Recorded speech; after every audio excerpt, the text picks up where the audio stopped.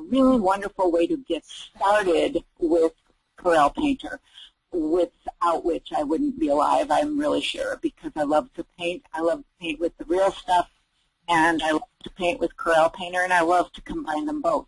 What I have found is a wonderful market for copy restoration using Painter rather than some of the other software.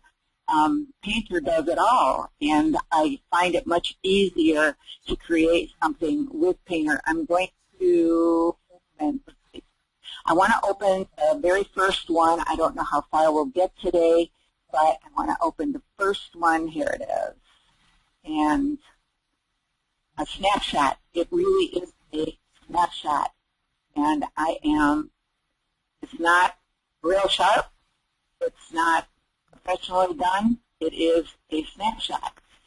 When somebody asks you, their kid is all grown up and they would love to have something that is really important to them of that child, or it's an old picture, I'll show you a couple of others that we can work on today if it lets me. That's a big one. Let's see. Let's show you Taylor. This is Taylor. What it's going to look like. See, this was done in maybe 40 minutes, and with just a couple of different brushes. I'm going to put this palette away right now. I'll also show you what is on what I keep open that I can't live without. Here we have our little watercolor, which it's a sweet little thing, and it isn't something that's going to be great big. But there's a big difference between snapshot and pretty little painting. And that's the kind of thing I want to show you today. The very first thing I do when I'm going to do any kind of an image is put together my custom palette. And for those of you that don't know how to do that, it's so easy and it's so helpful. You simply hold your finger on the Shift key and drag whatever your brush is that you want to use. Just drag it off. And if you've already got one going, you can drag it right into the box. I'm going to try to do that, except I have to put my phone down to do it, and I'm not real good at doing things with hands. Put your finger on the Shift key and drag it out. Anyway, this is where they end up. So in this palette, this painting, I'm going to use grainy water from the blenders. I will use a soft cloner. I will use captured bristle, and I will use captured bristle with the reset at 0, and I made a custom brush for that. Very simple to do. I always keep an eraser on my custom palette. I have charcoal pencil and soft charcoal. Everybody got that? I also put buttons on my custom palette for iterative save, which I use continuously, and the clone. And that's a real easy thing to do. I'm going to try to show you how to do it, but I have to put the phone down to do it. So first, let's just get started with this. I'm going to put this away, and I have my snapshot. I've made a border around it. Okay, the very first thing I'm going to do with this is make a clone. Very first thing. So because that button is on my custom palette, I can just click clone. Now this is not the clone with the tracing paper on it. I'm not going to do that for this because I'm going to use the whole thing. I really want to do that. In my window now, my clone source window, it says what my clone source is, and that's really good. That's really good. And I am still, even though I have made a clone, and that means I have an identical file, I am going to use layers because I always use layers. And that's up to everybody on how they want to do things, but that's the way I like to do it. I also want to do it so I can show you exactly what I'm doing as I do it. So the first thing I want to make sure of is this little icon right here that says pick up underline color is checked so that I always know that whenever I put a new layer on, I'm going to be able to pick up the color from below. The next thing I'm going to do is be brave. and be brave is what it's all about. You see, I have a very limited custom palette. I may not even use all of those on this image, but I'm going to start with Grainy Water. I have not, I don't think, I have not, yes I have. I have not adapted it yet. So I'll click on the Reset tool, and I will check that all of them are where I want them to be, and the size, of course, is going to be too small for what I want to do. So I'm simply, normally I use keystrokes to raise the size, and that is Alt or Option and Control or Command. So it would be Alt, Control, or with a Mac, Option, Command, and hold those down, and you can make your brush bigger or smaller, and I love that. But I can't let go of the phone, so I can't do that right now. There, I want to make it, I want to get this there. Okay, now I want you to see the size of my brush, and I'm going to start like this. I'm going to work in the folds. I don't want to get in her face, but if I do, it's not an issue. I want to save that band that goes around the drapery, and I push it pretty far up because maybe I'll keep the edge and maybe I won't. So I need that option. I know I've got a little bit of dark there, but I don't really care. So we're going to just see how quick we can work with a snapshot, a simple little snapshot. I found that the copy restoration business, which used to be a very lucrative one for me, kind of went the way of the push-button artists and the mass merchandisers, and I refuse to work with that kind of money. I am hoping I didn't just lose you. So you can see what I'm doing, and just these strokes are going to create what I want to create. I want a watercolor look. I don't want to lose. And see, I'm going to go with the folds. I don't want to lose the drapery. Helen, everything's fine, just so you know. Okay, good. I'm glad you're reassuring me because I'm a nervous wreck. No, it's fine. Just relax. Everyone can hear you. Okay, great. Thanks, Tanya. Okay, I'm going to do just that much, and then I'm going to show you, I'm going to use another tool. I thought I put it on my palette. Apparently I didn't. So I'm going to go to my categories and go to Photo. Then in Photo, I'm going to select Saturation Add, and I want a lot of saturation, so I'm going to push that up.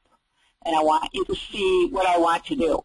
I want nice big color. I got to drop to my canvas to do this. Obviously, it's not going to do it on an empty layer. But I want to bring up a whole lot. I want a lot there of color. And I'll add color to it. I'll exaggerate the color, but I want to give myself a head start. So I want as much color as I can get everywhere. And I'll put a little bit on her little pajamas too. Just enough that brings up the color. Okay? Okay, we did that. Now I'm going to add with my charcoal, some bright colors. And I wish I had 3 hands. Normally, I would use the key to do that, but I'm going to move this. Let's get some bright color. And I'm just going to poke it around. You see, this is not great art. This is called scribbling where you need to scribble. And that's why I want you to relax when you're using Painter, because nobody's going to, your customer or your friend or whoever you're doing this wonderful piece of art for is never going to come and ask you which brush you used or whether you were super careful when you did it or anything like that. So to get started, you need to relax. And I want, let's see, I want a blue-green in there, and we'll put some in here. And I want to make it go out there. And put some color in there, maybe some over here, and you can see I need a bigger brush. There. Some over here, And we want the Christmas tree to be a Christmas tree, so I'm going to scribble on that too. And you see, I want to show you. Yeah, what I want to show you is going to be on the layer, and it isn't, but that's okay. You can see with the one next to it. And by the way, I love being able to have my picture right next to me so I can tell if I've gone too far afield. And that's very important. Very. Now you see what I'm doing? I'm scribbling. I am, honest to God, scribbling. I'm sure you can tell that. And I want bright color. That's real important. I want bright color. Okay, now on this layer above, I'm going to go back. I really have to put that one down. Okay. And I'm going to add just a couple folds in there and make sure that that shows up still. And I don't want much. I'm going to go back to my grainy water now. Make it a little smaller.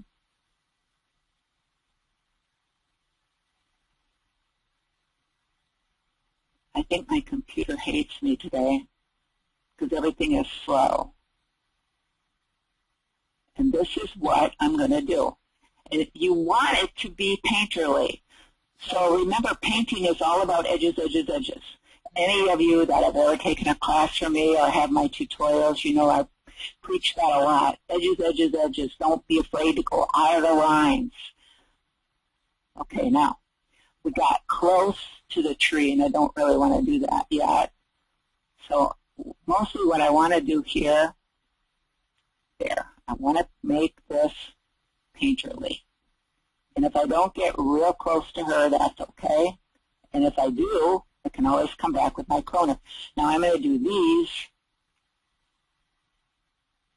and go down, up and down, do this, go up and down. I don't want to lose her. I don't know how much of this is her, but Mother will. You know how mothers are. And that's okay. I am one. But we've got to make her happy. And if you start out doing your own snapshots, if you have never done this before, it's just so much fun to know that you can create something from something that wasn't really all that great before. This ended up somebody's Christmas card, and then they had one for their wall at Christmas, and they brought it out every year for Christmas. So that makes it really, really a nice thing to do, a nice thing to have. Okay. Now we've done some on the drapes, enough that I can leave it there if I want to, or come back to it if I need to. For right now, I'm just going to leave it there. I'm going to make my brush bigger and do the floor real quick. And I don't care if I don't get it all, as long as I get enough. And that is also what adds to your beautiful little painterly look. And that's what we want. I don't want those wires. So look, you know, if I was using the other program, you know, the other program, and I do use it, but look how long it would take me to clone out and do stuff like that. And this way, I'm halfway done on something that will make my client or whoever I'm doing it for very happy. Now I'm going to make my brush smaller. Let's see how big you are. That's too small. Because I don't like to work that hard. Working hard is not, I mean, we all work hard. I work hard. But I choose not to if I don't have to. So now I want to work on the Christmas tree and the bright colors. I want to push my opacity for my grainy water up a little bit. And I'm going to, literally, guys, I'm going to poke around on this. And if I bring it out into the edge, all to the good, because that also will create the look that I'm trying to get. If you have a question anytime in here, you can ask it. We'll either answer it later, or if it's critical, Tanya will tell me what your question is, and I will answer it if I can. So you see what we're doing. I've got one while you're working on the tree there. When you were working on the curtains, were you just blending? You didn't add any color like you did to the tree, did you? Actually, I did. At one point, I added some strokes. Okay. Not much, but see, this is what's on there now. There's no paint, not much anyway, on the kid. This is how much is on the floor. This is how much is on the drapery, which means some of it's still showing through. But the idea with this is to create a pretty little painting and not kill yourself over it. You don't have to paint every single inch of it. And my dear brush is going very slowly. So I'll show you what I want to do here. I just want to make these look round, like ornaments. And I don't want to leave too much of the tree because then I got to leave more of the tree. So obviously I'm going to just wiggle around on there, and that's all I'm doing. Remember, we added saturation. We added color to the tree, to the ornaments more than anything else. I don't want to add too much to the tree because trees aren't bright green, and bright green can just haunt you. So I'm going to go around the circle on these ornaments, and I want them to look like they're painted for sure. And whatever that is in the background, I don't need it, so I'll just scribble over it. See, scribble, new art term. But it's not push-button art, by golly, and I really, I feel so strongly when people go to Sam's Club or someplace like that, and they say, well, I can get that done. All they have to do is push a button. When you have a client or a friend that says all you do is push a button, show them. Show them. I have no hesitation in showing them my electronic brushes and explain to them I am a painter. I simply work with a different kind of brush. And I am capable of doing either thing. The other thing that I do that's a subtle, I have the paint can that the painter software came in, and I put real brushes in it, and I keep that on my desk. And it's subtle, but it's a very fun thing to do, and people notice it. They don't even say anything, but they notice it. I wouldn't own real brushes if I didn't know how to use them. So, can you see what's happening now with our tree? It is becoming painterly. It is becoming, I guess I like that word, painterly, but that's what we're doing. We're painting with a blender. But we put color on it first, and if you keep your blender the size you need it to be, and right now the size I need it to be is small, but if I were doing the drape with a brush like this, I'd spend the rest of my life doing it. You have to use the brush in a size for the area that's going to work the best for you. And usually that means a big brush. Now, when you're working for detail like this, a big brush is not what you want to do. Now, I see all these wires, and I don't like them, so it's just simple to turn them into tree. I don't know if you want me to take the time to finish this whole tree, but I do want to show you.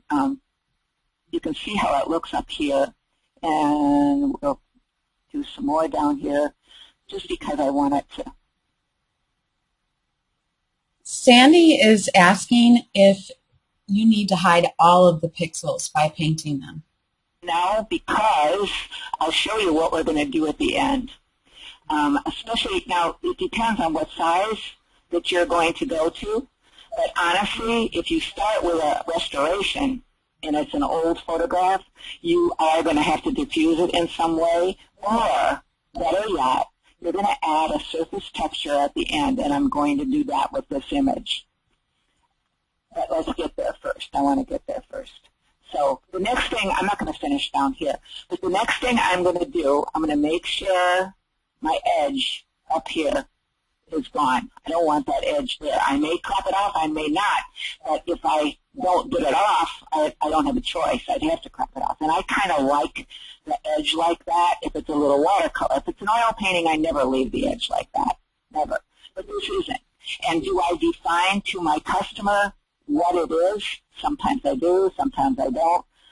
As far as I'm concerned, it's a painting, and, you know, mixed media, let's call it mixed media, whatever. But I don't think that's important. and I don't think covering every pixel is important. But now I'm going to go to my charcoal, and I'm going to pick something very bright and make my smaller. How small? Yeah, that's it.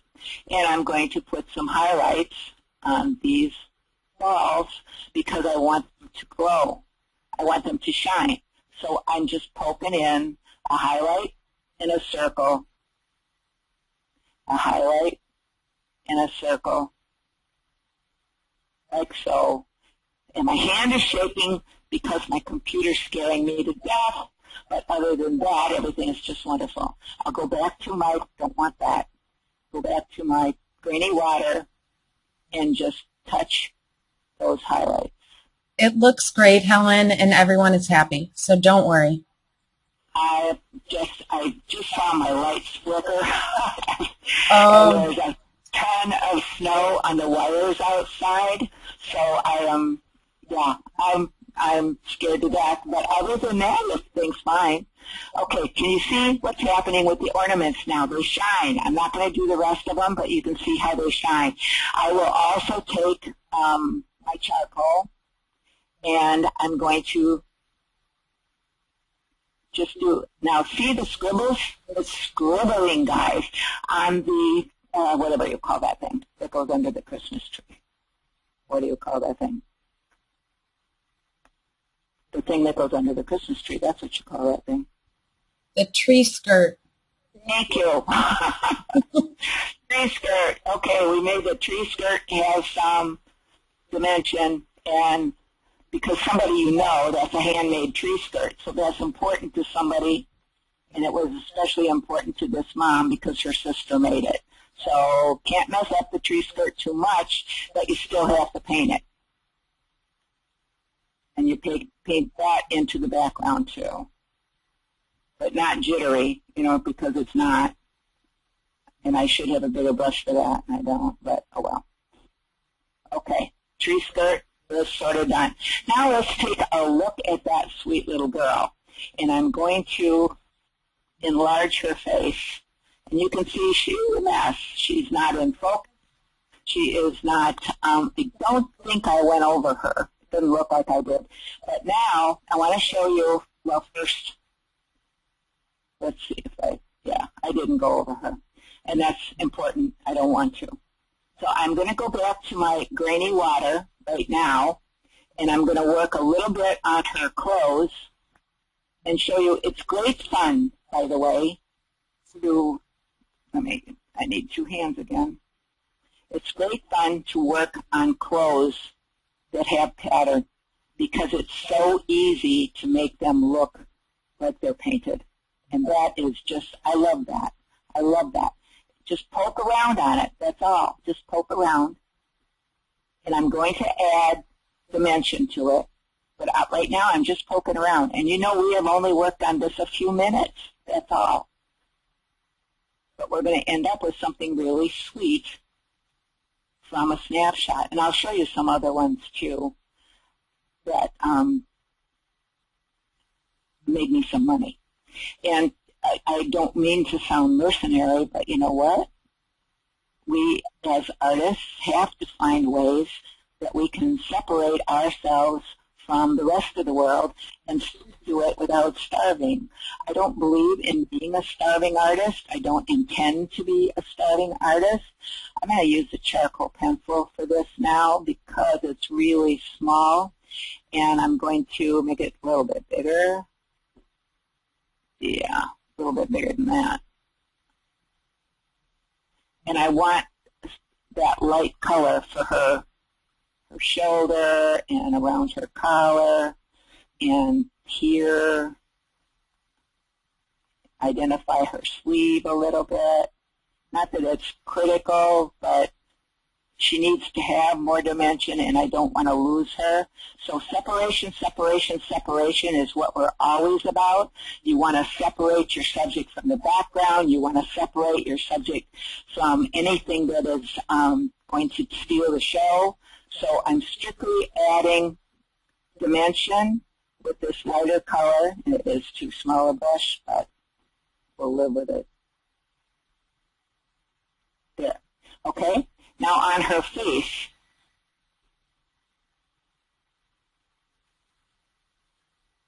I want to use this, I think I'm going to use the charcoal pencil here again. And if I had been wise enough, and if my computer hadn't crashed, the buttons on my Wacom would pick up the color.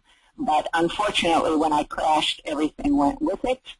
So I'm going to have to use the eyedropper, which I don't care to do, but that's what I got to do. There, that's the color I want. I'm going to go back to the pencil and just put in some detail very carefully. I want that little eyelash to show.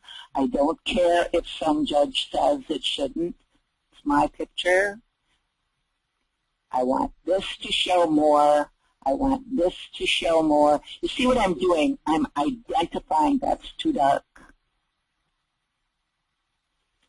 I'm identifying her features briefly, not let's just move up here. Not heavy duty.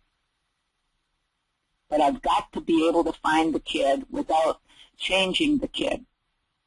And that's really, really important. Don't change the kid. Okay, I'm not going to do much more than that on her face with this. I will do more. Let's see if this will work color-wise. A little bit. And then a little bit here. Not much, just a little bit. And go darker here. And I'm really winging it because I'd rather pick up my hair. Okay. Do you care what color her eyes are? Heavens, no, you don't. Now I'm going to use regular charcoal because this is just too small. And that's too big. And we're going to do something just really, really simple. I want to pick up the highlights in her hair, and I'm going to guess because, for one, it's too red. I know it's too red. And all I'm going to do is some strokes, and the color may look funny to you, but it's going to blend with these other colors, and it'll still come up too red, but at least you'll have something. All I'm doing is going over where some of the lights are. That's all. A little bit. Now I'm going to use my rainy water again, and I'm going to make sure it's at 100% opacity because I want it to dig right into that hair. Now this is all we have done on that layer right now on her face. I'm going to make that brush a little smaller. Not that small. Yeah, that's good. And all I'm doing is going back and forth with grainy water on her hair. And I'm going to make that brush even bigger.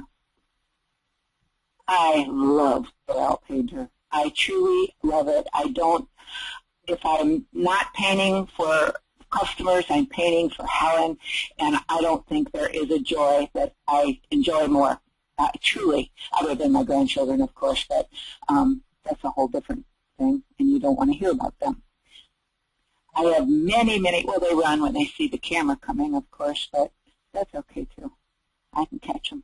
See how easy this is? I'm strictly stroking back and forth on the little hair on her face. On the strokes that I put on there. And when we back off from this, I want that hair to look loose and real. There. And that's just a big brush and grainy water. I do have a grainy water that I have adapted that has hairs of the brush. And if you are playing with your brushes, you want to look for feature because the feature option will give you hairs of the brush on lots of your brushes. And this is one of them, but we're not going to go into all that but it's really a beginning. But, okay, I'm going to back off, and I want you to see what we've done with her hair, and then I'll show you her face. Okay, but now look. Now I do some scribbling on my canvas, which I don't normally do.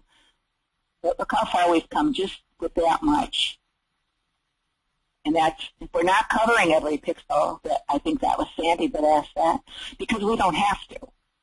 Okay, now I'm going to work on her face. Hang on, gotta put the phone down.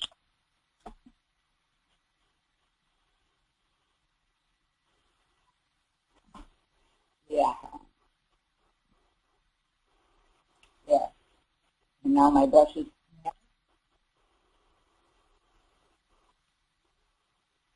and I'm going to lower the opacity of my grainy water now. I don't want it to be so heavy.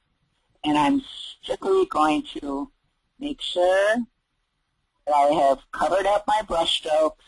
This is a small picture, so I don't have to worry about a whole lot of brush strokes because they're not going to show. But I do have to worry about it being appropriate. So I'm going to make sure that Mom can see her little nose.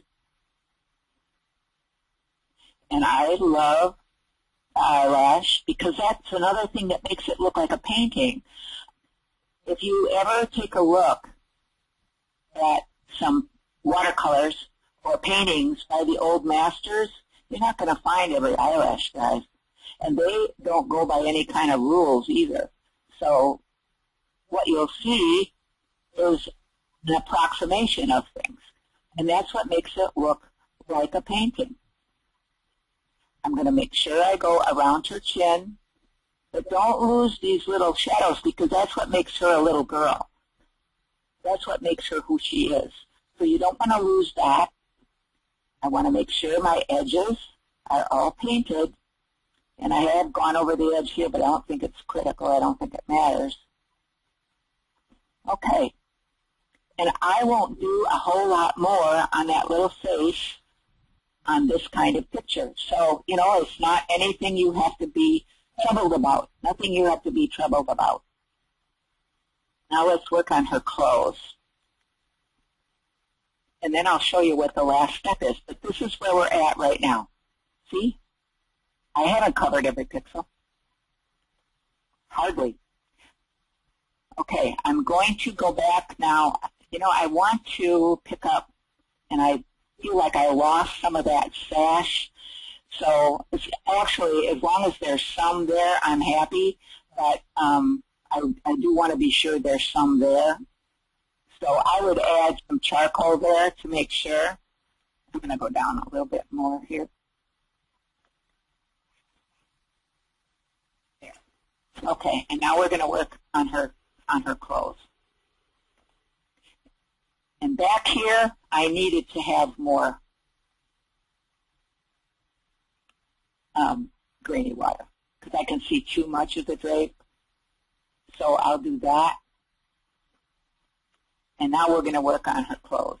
And I'm just going to poke around, literally poke around. I want to make sure that the charcoal, whatever, doesn't still look like big broad strokes, but I want it to blend.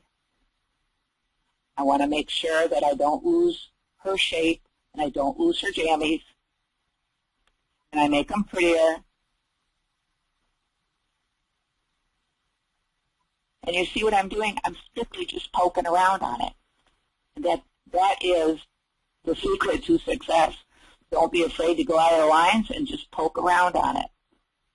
And that literally, let me show you. We're talking poking. And you can make something so pretty from something that was just nothing before. And that's the name of the game. Down here, I do have to, I'm going to look at her feet. I would probably not do too much. They would be in shadow anyway, rightly so. Her hands, too, I think she's holding something. I'm not sure. It's probably her doll, but I can't identify it, neither can the mom. So we're not going to worry about it. And at this point, let's see what we have. We have pretty much a little painting. Now, I haven't finished the tree, but at this point, I want to show you what I would do to get texture just in case. I'm going to clone it, and when I clone it now, I won't have layers. This is a clone, and it's flat, and it's cloned from the one I was working on. Now I can go to Effects, Apply Surface Texture, and it will give me all kinds of options. And I know going in it's going to be too much, but that's okay. I want to use the paper texture. I'm using just the basic paper. I want the appearance of depth. I'm going to leave them right where they default because I know that I'm going to change it. And you can, if you want to, you can change the light color. You can do all kinds of things. But right now I'm going to leave it where it is. I'm going to keep the light direction where it is, where it defaults, because that's kind of, well, technically somebody had a flash, so it's coming from the front. But we're going to leave it right there. Click OK. Now, obviously, that's way too much, way too much. But I can go under Edit, Fade, and I want to fade it about 65%. And now look at that. That is pretty. It is covering every pixel. It's an even texture over the whole thing. And you've got a wonderful little painting from a snapshot. And that's what I think makes us different from the push-button artists. Now, having said that, when you do this, when you do your texture, and I'll show you how it looks on her face, because I backed it off, there's a lot there, but it's still pretty. It still has the paper texture. I wouldn't go bigger than, on something like this, you wouldn't go bigger probably than 11 by 14 or something like that. And then they had their greeting cards made from it. So it was beautiful. Now, the last thing I will tell you with putting a texture on the surface, it is the last thing that you do. Because if I make a mark now, it will take away all of the texture wherever I make that mark. So food for thought. So I'd like to show you a couple more, the kind of thing that I would do. Let's put this somewhere and put this somewhere. But we came a long way from this, don't you think? Now I want to show you other things that I would do with this kind of work. Those of you that have looked, that's not what I want up there. There. Okay, snapshot. Boy, I mean snapshot, right? And I would go, the first thing I would do now on this one, and I'm staying right in Painter. I'm not going anywhere else. But I'm going to go to, where are you? I want to go to Underpainting. And in Underpainting, I want to choose a color scheme, just for starters, because I don't live here, but I'm going to do it just for starters. I think this is the one I want. Yeah, that's the one I want. That's called Sketchbook Scheme, and it's kind of toned, but you can change it. I can change the brightness. I can go that far. I can change the contrast, and I can increase the contrast. I don't think I want to increase it that much, but I'm going to leave it there right now. I can change the hue. That's purple. I don't want to go there. And I can kick the saturation up. Not that much. And I can even change the value. And that's kind of good. And that's where I want to be, right there. I could go to Edge Effects here, but I like to make my own Edge Effects, so I don't do that, but you can do it. Now, the important thing with this kind, I'm going to clone this right now so that I have something. I want you to go away. I always want something next to me. It makes me have something to look at, because I always did that, always, when I painted freehand. or when I painted on canvas, well, that would be freehand. I had my reference image right there next to me, and I like that. When I paint in layers, I like to have my canvas bare, untouched, because I want to see and be sure I'm not losing anything. Now, when you're doing this kind of restoration, and the thing that's fun about this is we can sell our client a beautiful piece of art from a snapshot because we can retain the ambiance of the original. I don't want to take away the sidewalk. I don't want to take away the fact that they're looking at a kite. I do want to take away the cars. I want that house to stay. So I'm not going to do a whole lot of painting on the kids, but I can do painting on, and I'm going to do it on a layer with my grainy water again.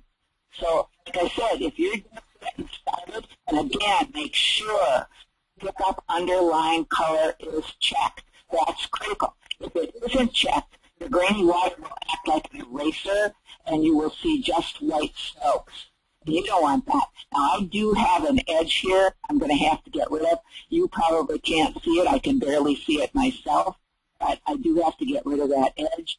So I can take my charcoal. I keep wanting to reach my, come on, you can do it. Charcoal pencil? No, charcoal. Yeah. And I'm going to pick up one of these colors. Sure I am. And again, look at that. She scribbles. Scribbles, scribble, scribble. Scribble, scribble. Come on, scribble. Don't tell me you. You know what? My pen just worked. There are miracles happening. I have the front of my pen. I dropped it before, but it's out. Thank you, Lord. Okay, again, I'm scribbling. Now I want to scribble on the house. Are you getting tons of feedback like I am?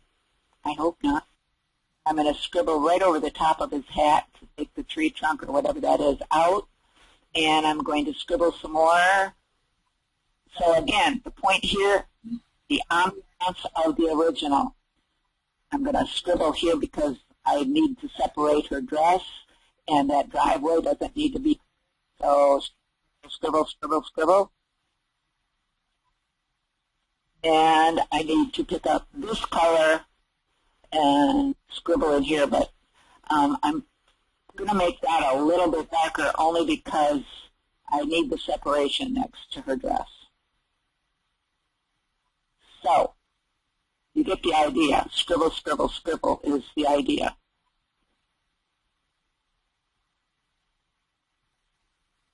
There. This one isn't particularly clear, but you can make miracles happen with your paintbrush. So, this is all I have done right there. Now I'm going to use my grainy water again and poke it. Don't stroke it, poke it. And I am scared to death we're coming to the end of our time. Is that right? We are. You're actually painting longer than I even expected you to. And well, I feel like we kind of made people wait. Well, thank you so much. We appreciate it. I will show you what this looks like. Anyway, you get the idea. I'm not slaving over this, but I'm doing something that the button pushers can't do. And that's what I wanted you to see. I'll show you what it's like when it's done, I hope. That's what it looks like. See the texture? See the paper texture that's been added? And that is what makes it look absolutely wonderful. So there's our after, there's our before, and that is something that you will treasure. You'll treasure. Did I paint all the checks on his outfit? No, thank you. If I was getting $1 million, right? But I wasn't. However, the ambiance of the place is still there. The ambiance of the place is still there. So there's no end of fun that you can have. Here's another one. When I have to quit. look at this. This lady was 90. That's her first grandchild. And long since he is all grown up and has children of his own, and he wanted, I have only started this, I have not done any more than started, but look at what I can with, and I haven't done much at all on this yet. Just by taking the background, running it, taking out whoever that is, can you imagine what that's going to mean to those people? And I charge a nice price for it. So get involved with those snapshots. Get involved with Painter because you, first of all, you will have the time of your life. I never stop having fun with it, and it's not that hard. Remember, poke it, don't stroke it. And if we have time for questions, I would love to answer them.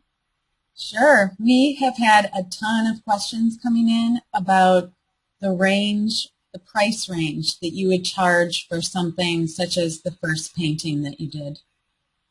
It depends on what I'm doing. I never, ever price without quotes. We do have a price list, of course, and it has minimum charges on it, but the bottom of my price list says that all paintings are subject to quote. If the painting is from my studio shot or from my photography, then there is an established price. I would tell you that the smallest price painting I have is a 16 by 20. I will paint smaller than that. I'm talking now from my studio photography. I will paint smaller than that, but they're crazy if they do because they're still going to pay for a 16 by 20. And that don't do anything under $2,000 for a 16 by 20 or anything. Restoration is a different thing. I will test my market.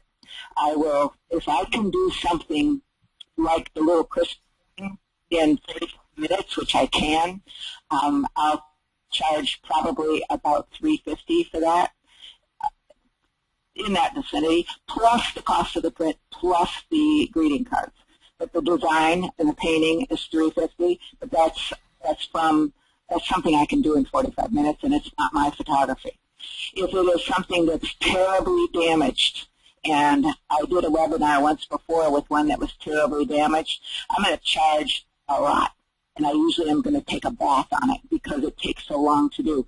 But it's still faster and nicer to do in Painter. If you ever are